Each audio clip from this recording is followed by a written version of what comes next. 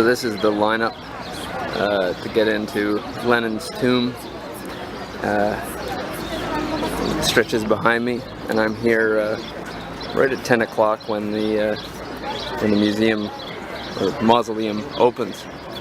And in the 1930s, the lines were long here, but there was a special line for foreign tourists so that they wouldn't have to wait with Soviet citizens in order to get into Lenin's tomb.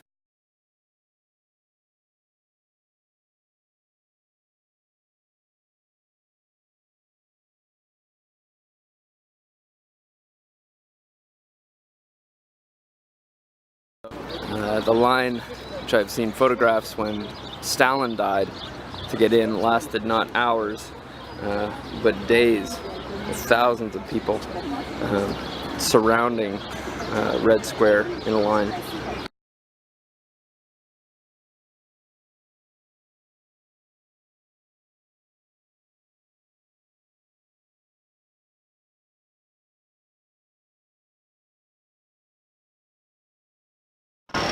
So this is Lenin's tomb, and I just got my chance to gawk at his waxy eminence. He's been through a darkened chamber, and there Lenin is, what must be one of the world's strangest tourist attractions.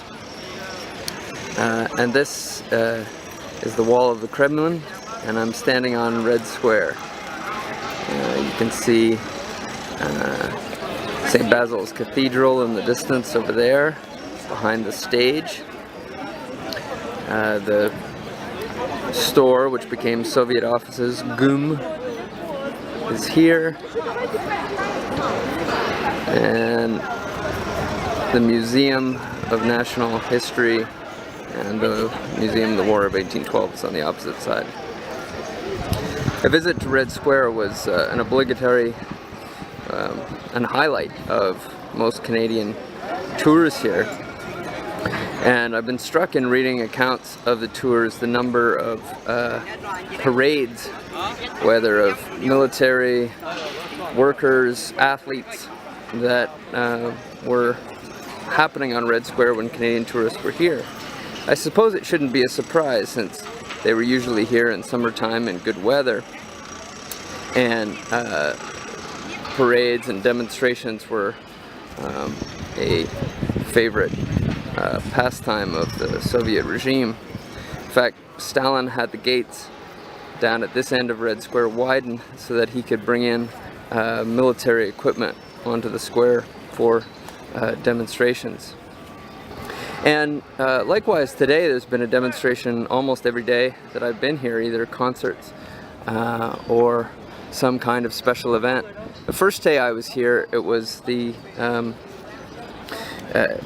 national convention, I guess, of the Pioneers, which is the communist youth organization akin to the Boy Scouts. And so they were here parading. Apparently the Communist Party gets about 15 to 20% support here in Russia currently. And so Red Square was closed off so the pioneers could have their event. And so I watched from the inside of GUM as these young pioneers paraded under the hammer and sickle, and it seemed almost a perfect deja vu of the kind of things that Canadian tourists would have seen here